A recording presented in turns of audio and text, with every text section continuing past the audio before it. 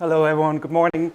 It's so nice to see you all in this place. Thank you so much to Creative Mornings and to Kaiser. Thanks for hosting us and being so friendly, opening your doors. So in some sense, I will already have to disappoint you because it could be a super boring presentation because I'm not showing anything about the actual work that we do at Lufthansa. Because if there's cameras and the internet, it's a big filter. But I try to speak about it as much as possible. I'm also here with a colleague, Lisa. If you want to know anything about data analytics, talk to her and talk to me directly. So we try to share as much as possible. But in some sense, it's very, it is what it is. When I did the work, I said, oh yeah, sure, do a talk. And anything parallel sounds good. I had no idea what to do with it. And it was very hard for me to do.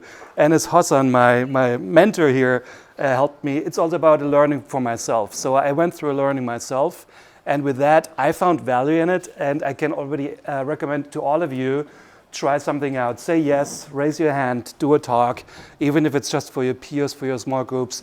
Go into a rabbit hole and get lost and discover something new. That was something that I learned just doing it, and I try to share this learning with you as well. I will do short pauses, so if you have your phone, if you have a Post-it and a Sharpie, if you have a pen, get it out, because I will ask you some questions for you to reflect, to see what I'm sharing here might translate into your work, in your work life as well. What else did I want to say? Yes, you will probably leave with more questions than you will get answers from me, and I hope that's okay. But with that, so the topic of my talk is parallel and stay fresh. It's about staying fresh as creatives and as designers. So this is me in a fancy suit eating some food on an aircraft. At Lufthansa, we do something that's called management in practice flights. So because we are the back office and we're managers and we're designers, it's also important that we understand what happens in the real world. And in my case, the real world is on board of commercial air flights. So we try to do this as often as we can to really work with the crew, be on board, serve food, clean up, do everything that everyone else does. It was a fantastic experience. It's incredibly hard, especially going to the US, having a layover, and then come back and work through the night. Weather's asleep and your body is completely messed up, and you just want to sleep, but you have to smile and you have to deliver a fantastic service. What is customer experience at Lufthansa? Roughly speaking, it's everything that happens for our guests. Simply put, we want to create a better experience from, I want to book, I want to fly somewhere, making that decision, to actually arriving somewhere. So the entire customer journey. Me and with the team that I work in, we focus right now a lot on the in-cabin experience, so anything that happens on board. We don't design the seats. That question has come up. I have never designed an aircraft seat.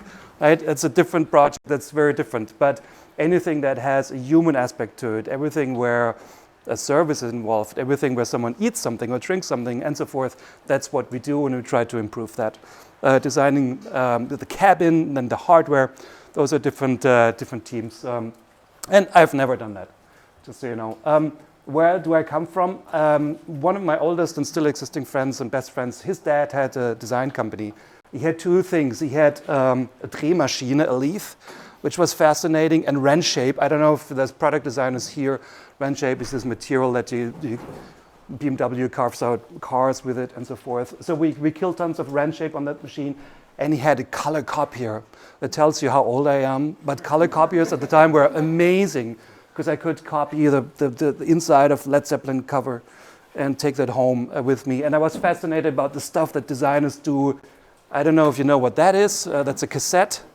And there was an amazing speaker box with soft foam. You could tilt it over. It was soft. Amazing. Blew my mind. I wanted to become a designer, and I became a designer. I went to HFG Karlsruhe, where I studied product design back in the day. And then my journey at the work with IDEO and others took me around the globe. I worked in Chicago for quite a few years. I had a fantastic time there. Of course, Munich has been my home and my base for 20 years. And I lived a couple of years in Dubai with a bigger project with my work back then. And I've worked in Asia and Europe and So I've been around a few places and I loved all of it. If there's a blinking light, I look at it and say, oh, cool, that sounds interesting. Let's do it. Product designer, innovation, spatial experiences, and so forth. A little bit of what I've been doing. So here's some of my tool sets and the things that I use. In some way, I'm a very old school person, very analog. So that is a suitcase with stuff that I take along literally when I go on trips. So there's tape and there's hot glue and a cutter in it and so forth. So I love building things. So I love to get into the reeds and do something and physically cut out things. Yesterday we discussed some tableware and we weren't sure about it. So I'm the one who takes out scissors and a paper and sketch it out and put it there and we make a decision. I know how to CAD model, so that's another world. And I think with all of us, we know how to use AI now these days and work in Midjourney and so forth. But overall, I'm not good at digital stuff, interaction things. It's not my tool set, so I'm more living in this world. And the way I work, this is me working. As I said, I love getting there and engaging with people. I love working with people side by side. I love going out in the field, doing field research, talking to people, immersing myself into it. I love to, here's me again with scissors on the ground with some leaders in the government of Dubai, working things out, or me doing some testing in China. I don't even know what I did there, but we figured it out. We created a prototype right there. So that's how I love to work, and that's what I'm doing. I love taking pictures. Visco is my friend, so everything iPhone, that's all I need. I love a good, I forgot the name. Thanks, cannibal. Anything baked, I love, and I love a good cow wrap. So I love cows. It was a very beautiful calf. If you see a cow and you want to rub it, go here on the bottom. They love that. Don't go on the top. Just do the thing, and it's fantastic. I love that. About 10 years ago, I was involved in a project with Lufthansa the first time. So that's a picture of a test center back then, and I was very fortunate to be part of that team that brought some achievements for Lufthansa. And so that made me want to go back. And now I'm, after 20 years as a consultant, I have now for the last year and a half or so, not even the year and something, I've been working at Lufthansa. So I figure out with the teams and all my colleagues, we look at all the journey steps, and you can imagine you work in this way.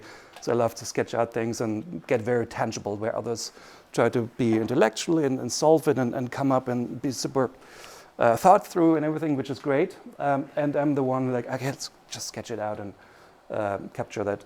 I don't know what that is, but it's something that I designed and created. Yeah, so what are we doing? And again, so I have to show very boring pictures, right? It's not the actual thing that we do for real, but it's a representation of what we do. Customer experience, what is that? As I said, or I try to explain, we want to make flying better for our guests and our passengers. And that is everything from comfort items and not feeling groggy on board. So everything, topic of amenities, what happens on digital screens there as well. We look into food. How can we make food that's great, not just tasty nourishment, but brings you joy and is something that connects you with the brand. We look into service procedures. We have a fantastic library of old pictures. It's hilarious, but it's really good. If going through the history, always go back in history and get some inspiration from it. It's worth it. If we work for a big company, try to find the archive and go there. It's so good. Pull up some things. And then so we also, this looks very sad, but it's a representation of tableware and other things that happen on board, which are part of the culinary experience, and together they make something great. So roughly speaking, these are about the topics that I'm working with and that we're working with right now. So parallel, let's go into the topic itself. I will talk about two aspects of that, same and different, and the idea of complementary. So that's what I would try to do. And I started with humankind. I started with our own history, and It's not surprising, but I find it fascinating how us human beings develop the same thing independently of each other all around the world, and we've always done it. So be that pyramids in Peru, which are 2,500 years old, or pyramids in Egypt, which are about the same time. So those developments are very common, and I find this amazing how the same solutions come up. Or backstrap looms, which is here Central America. Or I took this picture in a museum, which is Egyptian cotton. It's unbelievable, 2,500, 3,000-year-old cotton, and you look at it, and it's beautiful, and it's perfect, and it's handmade. Or 5,000-year-old silk production in China. So super, super amazing. Do you know who those people are? The left one you should know. Charles Darwin and Alfred Wallace. Alfred Wallace. They independently developed the theory of evolution, and they talked. He was a little bit faster, and then he thought, "Oh shit, I have to publish," and he published. So Darwin got the credit for it, but and there were other people. There were 4, 5 more people who came up with the same thing at the same time. But one person got famous for it, and the other not so much. And I have to look at my cheat sheet to remember the name. Same with flight and aviation. There have been amazing developments. The Wright brothers are the ones that get the credit for the first manned and motorized flight. Here's this guy, Gustav Whitehead. Apparently he did it too, but he couldn't prove it. There was no good documentation of it, that he actually flew a year earlier than the Wright brothers. A British, or I think Scottish, Mr. Pilcher, he had similar developments. Super fascinating topic. It all happens at the same time, and people come up with new things, which I find amazing. And all the way to the current day, where all those things with new tools pop up all the time, and they all do this similar thing. Which brings me a little bit to this idea where, when there's so much happening and you're in the same industry, it starts to become the same. Do you know what that is? It's rice, correct, yeah. So that's, I think, I took this picture in a supermarket in Dubai somewhere, and that aisle, it's at least 30, 40 meters long, I kid you not. And it's stacked, and those sacks, they're the size of this, at least. So you walk through it and you're like, wow. But there's consumers and there's users for any kind of rice, and it's I didn't know that, but I find it amazing. But I think, so here's the thing about, and I brought my drumstick, I'm a terrible drummer. So I tried to use this analogy of like parallel lines. So these are parallel lines, independent things, but depending on the picture, like it's the same thing. And I think that's the same thing with commodities and other things. You have to watch out that you don't do the same thing that anyone else does. So it's a very fine line between doing a proper benchmark, understanding your industry, understanding your content area, but then also leaving that path. So what we do, of course, we look at all the different airlines, and we look at the different seats and the menus and what are people eating. There's amazing people that do the work for us as well, who are bloggers and they travel and they give reviews, which is super insightful for us as well. There's entire great documentations of those people around the world. And then, of course, you have to look out. Always go out in the world. Even if you think you do a lot of research and you're inspired a lot, do more. And that's a note to self: do more, go out in the world, get inspired, do more of that. So go to trade shows, look at different companies. We fly a lot, we collect those things here, and we look everything. We open drawers in the bathroom, and we look under the seat and open bins and so forth, because we need to know what's happening and what good looks like and where we can go. In terms of hospitality, we look in other industries or hospitality industries. That's a really nice hotel I'd love to go. Haven't been. Or just looking at greatness in other areas. We went to Milan and other places just to eat fancy food and see what we can transfer into the work, and see how we can improve the experience. And just having a cheese sandwich with a little paper wrapper, it's so good. And it's also so smart because, you know, it's functional, but it's also beautiful. Or just, this blew my mind, just having a perfect glass, no scratches in it. It's and it has the right weight and so forth. Yeah, anyway, you get the idea.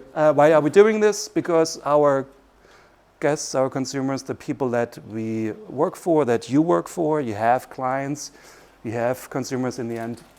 They need to decide between, oh, is it A, B, C, D, or L? Smart, huh? Lufthansa? Yeah.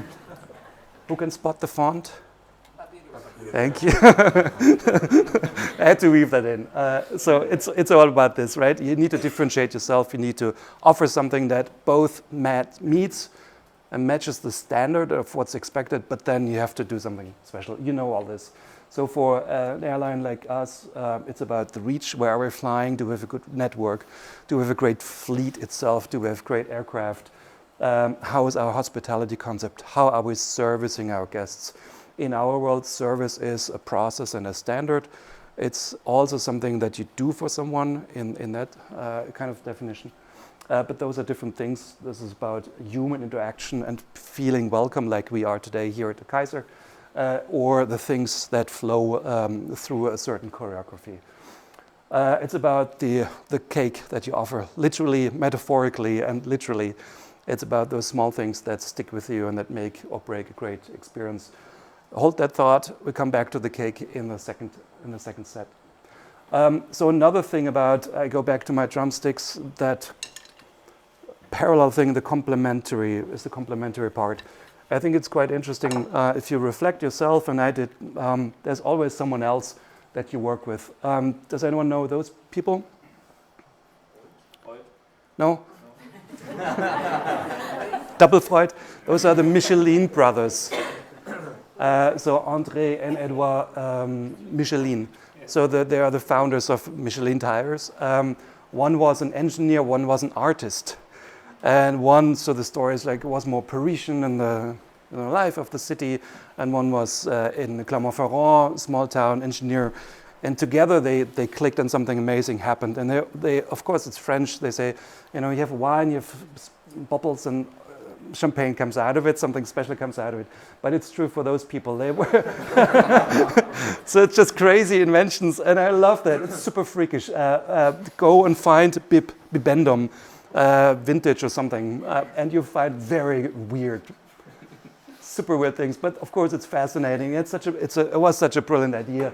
Luckily, they changed the design, and it became this awesome icon here. Obviously, Michelin, they got famous for their tires. Dunlop invented the tire for the bikes, but they invented that it can be changed. And so they transferred that to cars, airplane wheels, and so forth. They were the first who created street signs, a system of street signs. And there's some still around in France. Amazing things. They owned Citroën at some point. That car, they used to test tire wheels on it. So they put it on and drove around. Also genius. And everyone knows I assume we know the Michelin star, the Guide Michelin. They also had one for airplanes because they thought, oh yeah, airplanes are coming, so it's going to be natural that people fly to places. And yeah, anyway, so those people, they complemented each other with their thinking, which was really cool. Any takers? Who's this? Hitchcock, yeah. Otto Preminger here. Solbas, thank you. Who was it? Great. Can you talk about Solbas? He's he does this. Illustrator and video intro for like psycho movies. And Psycho. Yeah. And Shining. Vertigo. Yeah. It's already here. Yeah, exactly. Yeah, so that collaboration was amazing because they changed how the movie titles were done, or the intro titles. North by Northwest, fantastic. Just that first sequence here, Vertigo with the music and everything. So great collaborators that complemented itself. The visionary for the movie and the visionary for the visual storytelling. Come on, designers, you know them? You will go, yeah, right. Yeah, Mr. Bean, almost, yeah. It's Miss Brother, John DeLorean, and I need to look because I'm going to butcher the name. I try really hard. Giorgetto Giugiaro. Thank you, grazie. So he designed the Golf, which of course is a design icon, and together they created the MC-12, the DeLorean, which was amazing. So The one who was a business person, visionary, and the one who created the design and brought a muscle car to Europe and transferred the idea of American muscle car into a European car, which of course is an icon as well. Those boys, you know them, they are Lennon and McCartney? Lennon McCartney, exactly. In the old days it was very simple, usually 2 people. Now this is Beyoncé's credit list of the album. It's just like in the hundreds, it's very big. So times are changing. So your Paul might not be one Paul, it might be an entire team, which is also interesting. Why is it here? Ah yeah, back to the cake. What does it take to bring a cake on board? I try to make the transfer to my work. So those are just some, if we hypothetically decided to have cake on board, and this cake, all those people need to be considered. We have to consider who puts it on board, who puts it in the drawer of the trolley, how big is the drawer, how big is the cake? Is the cake in one piece? Do we have to cut it? Is it on singular plates or not? How heavy is that? Will it shift the pitch of the aircraft if you put it in galley 2, right? Or how expensive is it? Where do we manufacture it? Do we manufacture it here or there? Do we fly it out of Germany and back from the US and so forth? And so all those people have to be involved to make the decision on a piece of cake, which is mind-blowing. And it's something that I'm still learning. But that's how the business works, and it's very, very complicated. So back to this idea, it's not just simple, it's not just one person who is your counterpart, your complementary, but there might be other people as well. So back to the notebook and your quick self-reflection, just 1-2 minutes. Who is your Ray? Who is your R2D2? Who is your Paul? Think about it, who you work with right now, who inspires you, who complements you, who brings a different nuance of it. Where do you need to where do you need to better match standards? So think about the benchmarking thing, or what's the thing that is there and that you have to hit and make sure that you do with your work. Where do you need to break out of the norm a little bit and say, well, okay, I know what the standard is, but now I need to think of something on top of that to make it unique and special. 1 minute, think for yourself.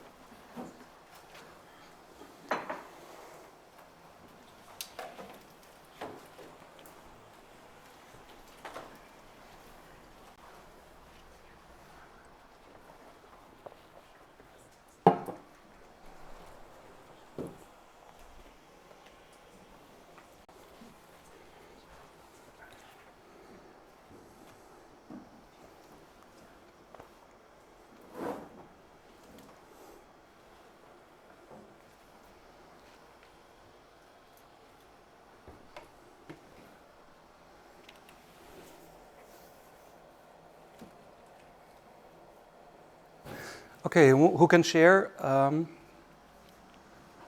One voice, please. Yeah? It was the last question, right? Where do you need to break out? If that's your question, yeah, then that's it. I would say I'm a coach and strategic partner, and sometimes I get trapped in this, I have to do it like everyone else, and then I have to remember, no, wait a minute. I want to be in the best position for the best clients I want to work with. So how would I make it if I really would just follow my own path? Mm-hmm. And this is something, sometimes I get too trapped of the mediocre bullshit, and that's a good question for me to daily remind me, I'm here to stand out. Mm-hmm. Thank you for sharing. Great, thank you for sharing. Thank you. Okay, cool. Yeah, take those questions with you home. There's 6 more questions coming, but so parallel 2. How are we on time? Are we okay? Or I really tried to be fast. Oh, we're good, right? Yeah. Crossings, very obvious, right? So those parallels have to cross at some point. What happens if you mix that? You end up in Japan. Right, exactly. And you end up with capsule hotels. What happens if you mix that? The car cinema. Car cinema, yeah? Yeah, I don't get Airlines. reality. If you mix airplanes with movie cinema, you end up with in-flight entertainment.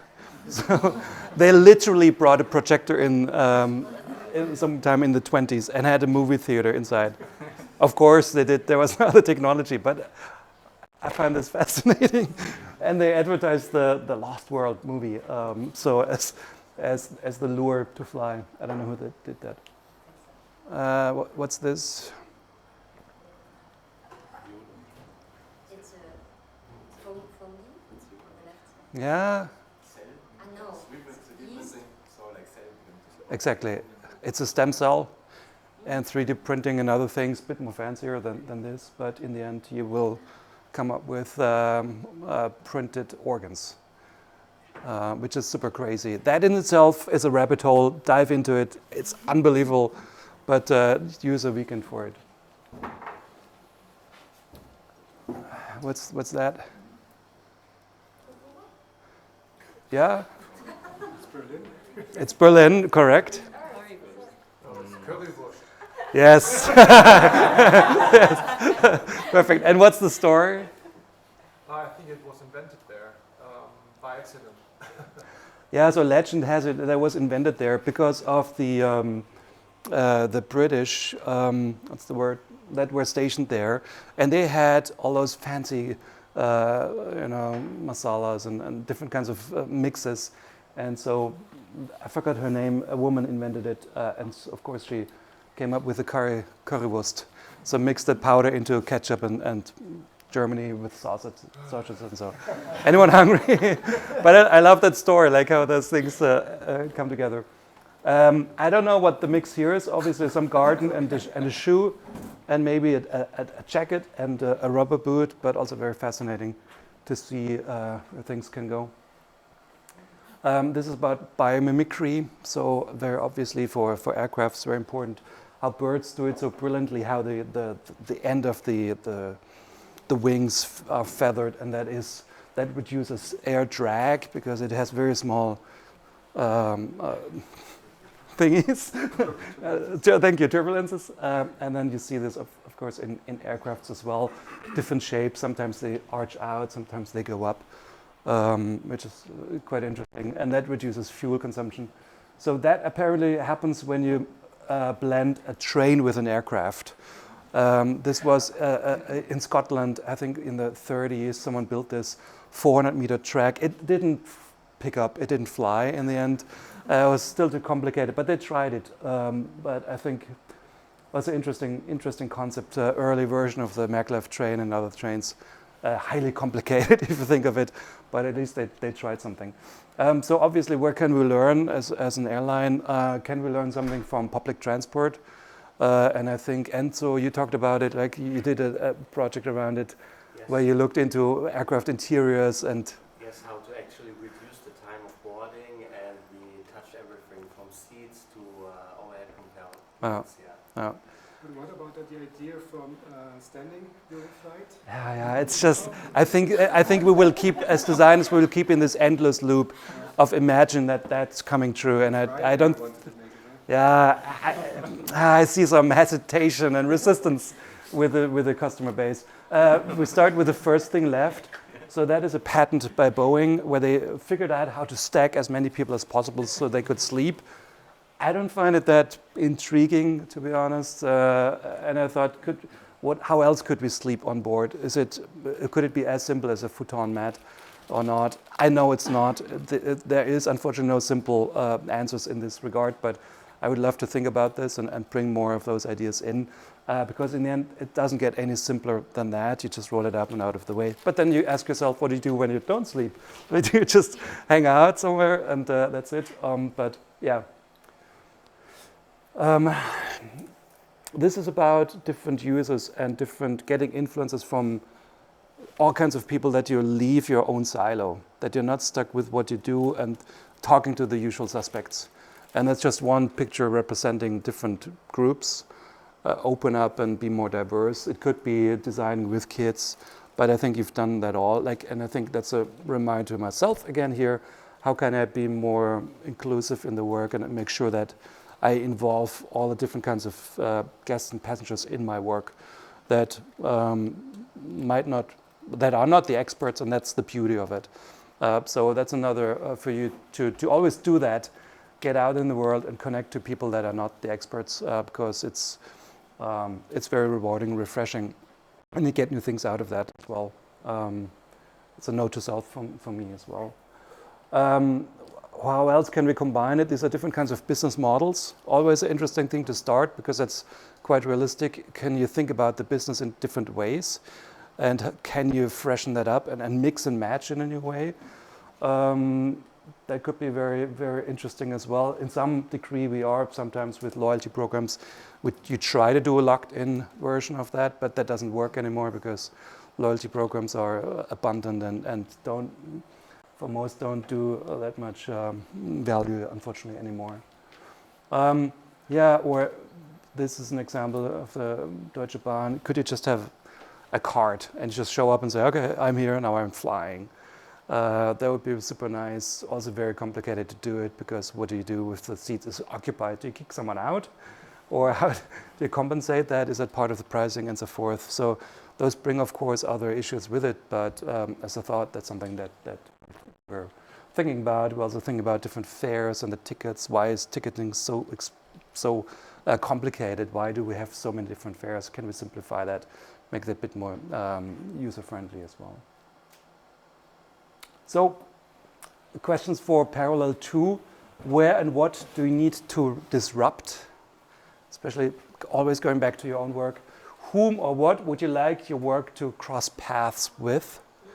So where do you want more people to come in? Where might new directions lead you to? Quick reflection.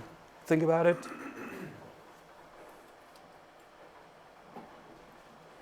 If you want to get out of your silo, in other words.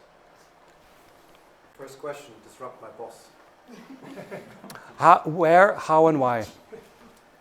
Spare the why. So I work in the leadership development. Yeah. And I work in a company where we already do this for 30 years. I'm relatively new in the company, not doing this, but in the company. And I have to disrupt their thinking to adapt for new clients and new ideas and new procedures.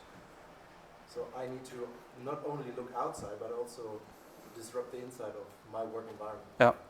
And that's your mandate, your official mandate, or something that, okay. Oh, yeah, kind of, yeah. Okay, so you make it your mandate from now on. Yeah? So that's your role. Yeah.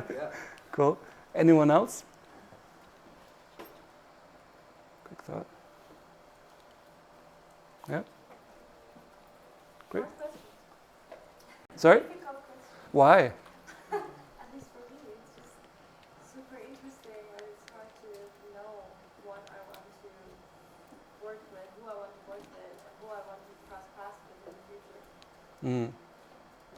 Because I'm not sure what I want. Go for it. Most people know what they want. Really. The thing is, you need to have the courage and the brave space to speak out. Okay. Your heart knows. I work with a lot of people in this case, and 8 from 10 people know what they want if they just feel seen enough and safe enough to speak out. Trust me. Yay, good. Because she said that now, I do this now. Perfect. So I'm education technology in an international school, and I want to disrupt education. Clearly, Nice. change that. I have the chance at an international school more than a public school. I would like to work with people like you, business people, who bring the real world to school. So the kids have not this parallel world of school and outside of school. And that hopefully leads to students who want to solve problems. That's my vision. Great approach. So again, this is also a note to me, Volker. Like, this is something that I take away because I don't want to do the same thing that's been done for the same 20 years or so. Thanks for sharing. And the last part, parallel 3, chance. And that's a tough one. I love it, but this was the hardest thing for me to do because chance and airlines don't go together. And for good reasons. We don't want chance to take over. That would be we shouldn't do that. But like, what if? How could we use it, and how could we apply it? How could we, have a bit of fun, roll the dice, and something comes out? Creatively speaking, right? We're not rolling dice in any other shape, but in our work to come up with different kinds of solutions creatively. That would be really cool. Bingo. I don't know if has anyone ever played bingo in a big setting? Yeah. Okay. Great. Cool. On my to-do lists. So some good examples. Man Ray, solarization. In other words, messing with the development process, letting light in where it shouldn't. Amazing pictures in the dark room. You just turn on the lights for a little bit, and something by chance happens, but a completely new aesthetic was developed through that. We all know this. Yeah, Jackson Pollock, splatter art, quite amazing. My image is on the screen is better, but you can recognize this. Cookies. So I read up on her. Forgot the name. Yeah. No, it's Ruth Wakefield. Sorry, of the Toll House Inn. Ruth Wakefield in the U.S.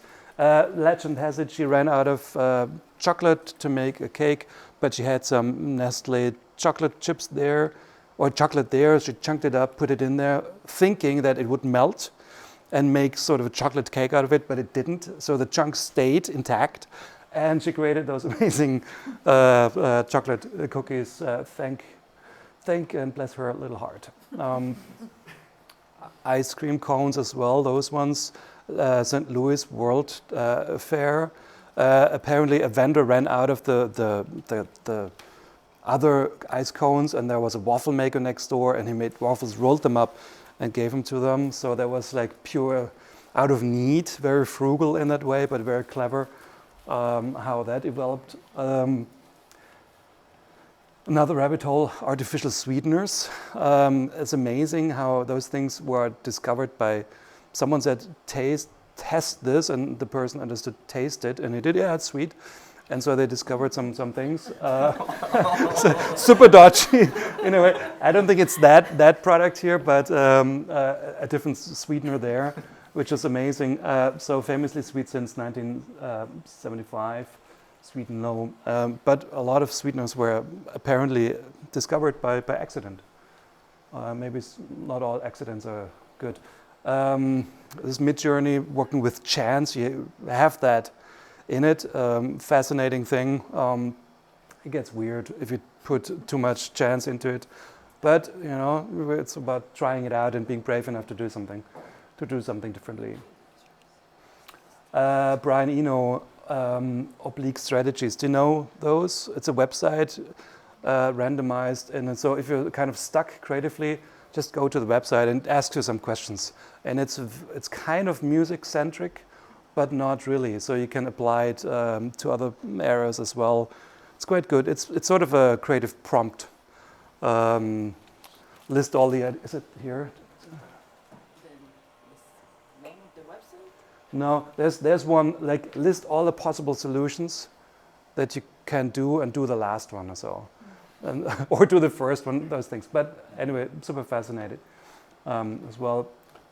Or random chance, leaving it up for whatever happens. This is a Frank Gehry stage design with those paper things, which is quite beautiful, and the overall idea is there, but then the individual thing is left open to be itself. And this is something that we did a while ago for a brand. We worked with the client team, and we did some tie-dye, and we used the colors and just literally played with it, and had fun with the color, and let the color evolve.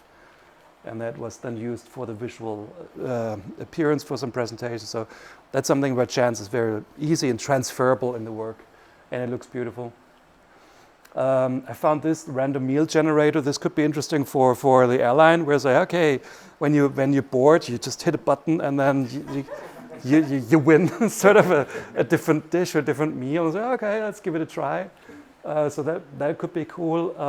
This one, I think, pairs meals with a cocktail, which is a fascinating thing. Or Skyscanner and others have this search function where, like, just leave it open. You tell them the dates, and it just makes suggestions, be a bit more fresh, and try something here. This is also interesting how ants and traffic are similar. Ants are very well orchestrated in sometimes in a random and a very orchestrated way. So how could we transfer this to boarding, which can be quite, or usually is a bad experience. And airlines struggle with this all the time, and we try all different things. So we're trying at the airport, we try different zones and different things where you line up. But I learned, and I didn't know that, yeah. What about the bridges? They are horrible. And sometimes if it's too hot. It's too hot, it's too cold. Could there be done something with some plants and air conditioning? Music Yeah. Because sometimes you stand 20 minutes there. Yeah, totally. And you think, why do they let the people in if they cannot move? Can you just wait, and this is only a path where there's only movement forward? Yeah, absolutely. So not everything is logic in us humans and how we do things. That's the Lufthansa, that's the airport. That's a problem maybe. Yeah, and it's not just because the airline is different to the airport operator. Those are completely different companies that have influence on it. So in this work, I learned about the Steffen boarding optimization. So it's very, if you just look at mathematically and very logical, there is a fast way of doing it.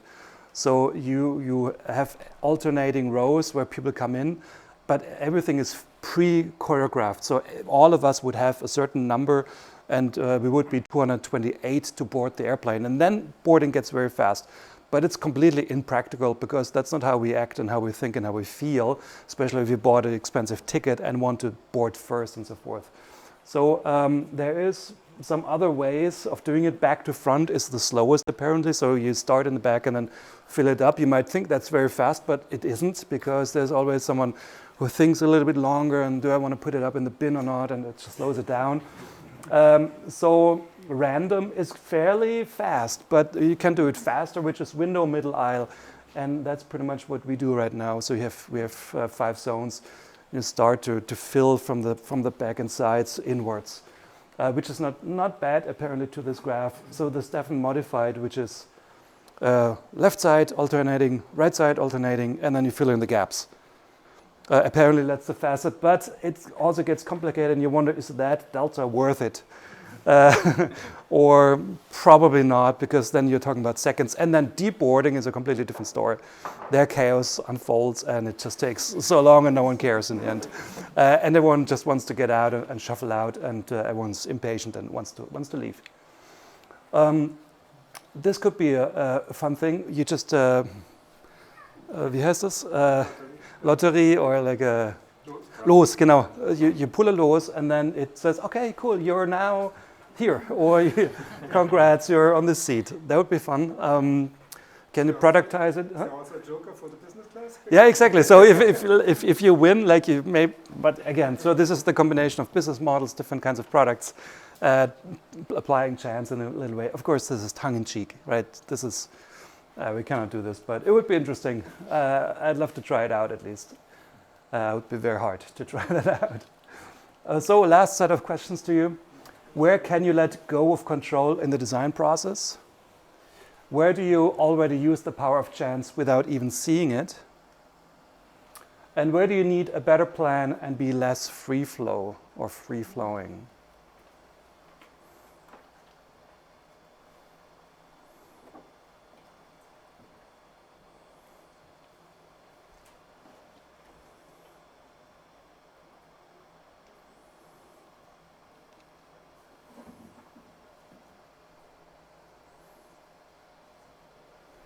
Okay, who wants to share? Thank you. So, first question. So I let go control of my design process every day. So I work hard until I kind of stuck, and then I simply stop it, do something completely different, and then somehow the magic works inside of my brain and brings the solution completely surprisingly. Mm-hmm. Sometimes it doesn't work. Right? I have to wait until the next day. Nice. Anyone else? How does control look like? Sorry. Oh, that's okay. For the better plan, I just started training for a half marathon, and I realized planning for it is really important to know when you're getting tired and when you need to take a break or when you need to do other types of stretching or whatever. But then the plan could also change depending on injury or weather or conditions, and so I think then there needs to be flexibility as well. Nice. My maybe second question. The chance also comes into play when you bring in a very diverse mix of people, different backgrounds, different cultural backgrounds, and professional backgrounds, and then all of that will probably let control go down a little bit, right? Because if you're too risk averse, and especially when it comes to the first part of our double diamond, right? We want to diverge as opposed to converge. We have to bring in the unexpected. And where does the unexpected come from? It comes from people, right? Yeah. And the more different perspectives we bring in, the better the result probably. At least the more choices we have, they can always narrow down. Cool. Thank you so much. Yeah. I also design sports events where people can explore how to get over their borders and maybe also learn a little bit about leadership. And it's interesting, I want to go for the first question because in some cases I design sport challenges and then I leave out information. So I take out information from the instructions and then just look what happens. And it's amazing because things come up that I never dreamed of would happen. How people would fulfill a task or how they start to collaborate, how teams are formed. And it's very interesting and fun to see. But again, I learned something as well, although I designed the process. Apparently Hitchcock also gave different instructions to actors of a scene.